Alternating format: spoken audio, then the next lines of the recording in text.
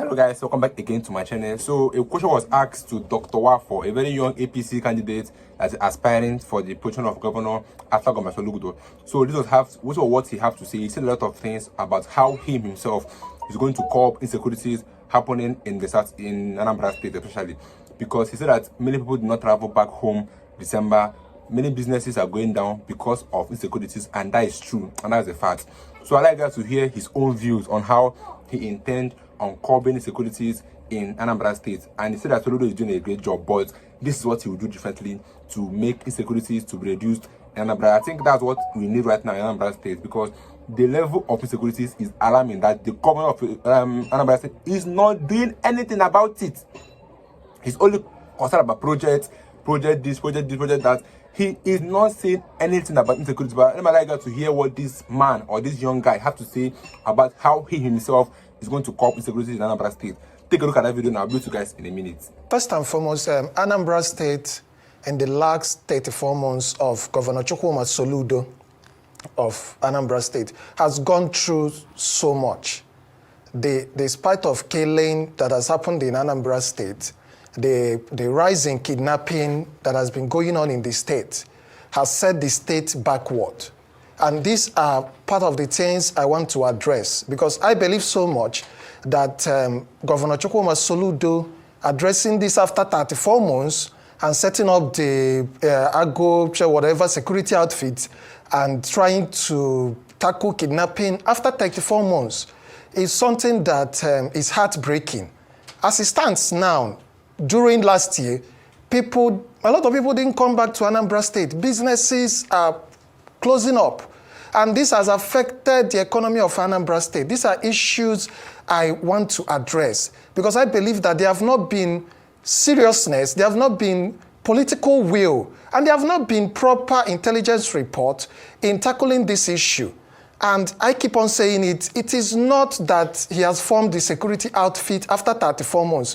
What was he doing before the 34 months that Anambra State went from? There was a time Anambra State was said it was the safest place in the southeast. Today, you can't say that again. So this and so many more things. And again, infrastructural development in Anambra State is zero.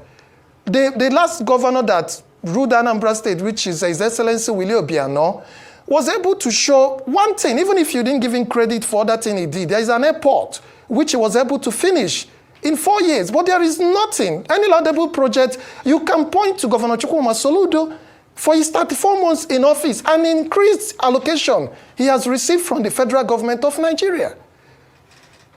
All right, I mean, I think some people might argue that just in this spirit, all right, in the spirit of truth, some people might argue that the governor has, initiated some projects in housing and a few projects like that. Roads have been commissioned under his administration, and in fact, last year, his administration had boasted that they did this without borrowing a penny. But that's it for conversation and to just challenge what you said. But in terms of security, which is a big topic of conversation this morning, how better would you handle the security situation in Anambra today? Okay, first and foremost, security situation in Anambra State needs an intelligence gathering. And this is part of what, God's willing, when I get to Anambra State and become the governor, this is what I will implement. I have said these times without number, there is no crime that doesn't take place from somewhere and end to somewhere. There is no criminal that falls from heaven. These criminals get their ammunition, people supply them ammunition, people supply them food. And if part of what I will do is to cut off their chain. These people, this is an organized crime.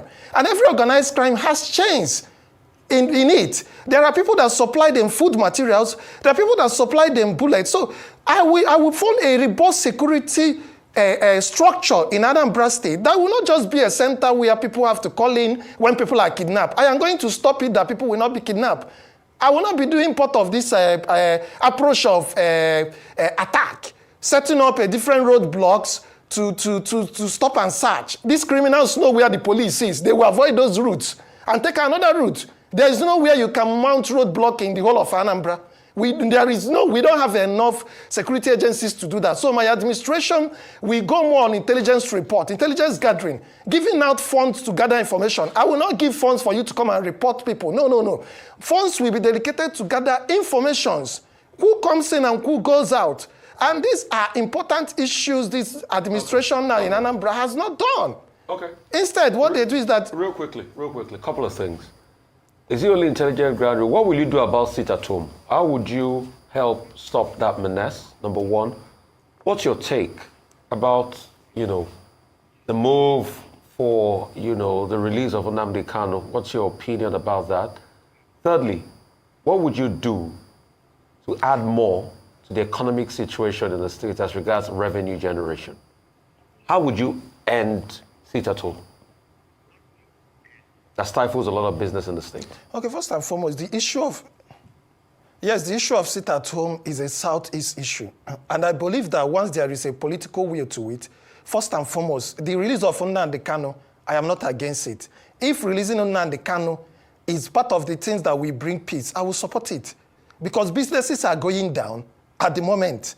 And I need to talk, my government is going to talk to these people. These are not spirits. People enforcing these sit-at-homes are human beings. Do you know them? People enforcing these sit-at-homes are Igbo people. Do you know the people? I don't know them, but no. So how do you talk to people you don't know?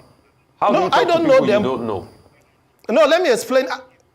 How do you I talk don't to know people? them, but let me tell you something. You say we are going to talk to the people. We will ask questions. So how do you know them? How do you talk to people you don't know? Yes, we will ask questions. We will ask questions when the time comes. We are going to ask questions. Which are these people doing this? Arrest will be made, and we'll find out who are you. These people going on this enforcing sit-at-home, we'll find out who they are. Because you cannot just say you will use force. There are some things you might need to apply some level of discussion. It's only when that is not working, and when you're applying discussion, you don't make them see that this is the only point you have. So you but will you use make them see that you have other options to no? use force. So you will use force, right, to stop sit-at-home? No, if discussions does not materialize, then you will use force. I will apply force to make sure it ends. What kind of force are you going to apply? If it doesn't materialize. What kind of force are you going to apply? Every force with maybe security forces have to go to make sure that they arrest the people enforcing sit-at-home. But it's not working. What you're saying is hypothetical. It's not working currently. It's not worked in the last couple of years. So what would you do to stop the sit-at-home? You say you apply for what force? Are you going to set up your own security it has worked vanguard? In Enugu State. No, I'm talking about your state, Anambra State. In Enugu State, let me. Don't go to Enugu. Go to Anambra, your state, the heat of the matter. It's not worked. So what would you do differently? That's what I just want to know. How would you end this sit-at-home? I seriously believe. You believe what? I seriously believe that a right approach has not been followed to it. So what's the right approach? A right approach has not been followed to it because. What's the right approach? Right approach that you have to get everybody involved. Get everybody involved, community leaders, traditional rulers, and everybody. Who? Because it has not worked. See that Soludo doesn't know all these things? Well, I feel he might not have applied it. I won't say he doesn't know it. Because Soludo knows, the Soludo you're talking about knows kidnapping was going on and he waited till 34 months.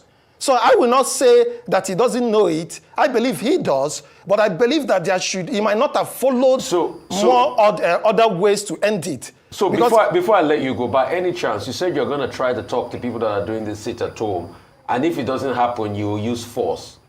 By now, if you want to be governor by 2025, you should have been doing your intel. Have you heard anything about people that caused the sit-at-home?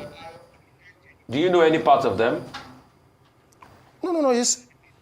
No, I don't know any part of them because I'm not the governor. Because I know that probably they have made some arrests. People might have been arrested at the point of this sit-at-home going on. I am not the commissioner of police. I don't have the intel. But I said by the time I get there, I will be able to have information at my disposal that will help me plan better. Okay, Dr. Information at now, I don't know who they are. I don't know the people doing it. Dr. Nwafor, you and Dr. Soludo, within the politics of zoning arrangement that you have in Anambra State, you are from the same zone. So he's your kinsman. So tell us about trying to dislodge your kinsman from the position that he's occupying, and also does it, you know, your ambition, is it predicated on the fact that you don't think that Governor Soludo is doing well? Just comment generally on his performance so far and why you think that he needs to be replaced and what you will do that will be better. Okay, the issue of the governorship election coming in Anambra State is more than the Governor Soludo and other party. It is Governor Soludo and people of Anambra who have lost confidence in him at the moment. No matter what you say, people were killed, ransoms were paid. These families that paid this money to kidnappers, if I tell you the comments and what people are saying in Anambra, this election coming is not about Governor Soludo and any political party at this point. It's about Governor Soludo and the people that is going to go out there and cast their vote. And Governor Soludo is from the same senatorial district with me. The development we have seen in Anambra State cannot be compared to other governors that have lived in Anambra. There are if the roads and Governor Soludo have done, is not even to be compared to the one that have done before. And we're going to take this campaign to the street, to different door to door, to explain to them what my government have to offer. All right. And what my government have to do to be able for them to see that Governor Soludo, 34 months, has not been that productive to continue to be given another second term. All right. Well, thank you very much, Dr. Onyeka Nwafor. You have 9 months to convince the Anambra people before they go to the polls in November of this year as to who will become their next governor. Thank you for your time with us this morning. I think he actually made a point or a sense because insecurity have affected businesses in Anambra State, no doubt, and that's the raw fact about it. It have disturbed a lot of businesses in Anambra State, and that's why some businesses are closing down in the south is because of the level of insecurities. So I like you guys to just air your views about this video you just watch now in the comment section. Let me know what to think about that in the comment section, and then let me know what to think, and then we can comment or converse in the comment section. Like I said, he made a very valid point, which I love the most, that insecurities is main reason why businesses in Anambra State are closing down. And why people did not even travel home for Christmas was because of the same insecurities. So you see, it's causing more harm than good. And what we did now is somebody that is insecurity minded, because all these governments are just busy on planning on second tenure, doing projects, not focusing on the main issue we have, which is insecurities. So I'll see you in my next video. Don't forget to subscribe. Stay tuned, guys, and I'll see you in my next video. Always subscribe my channel. See you guys.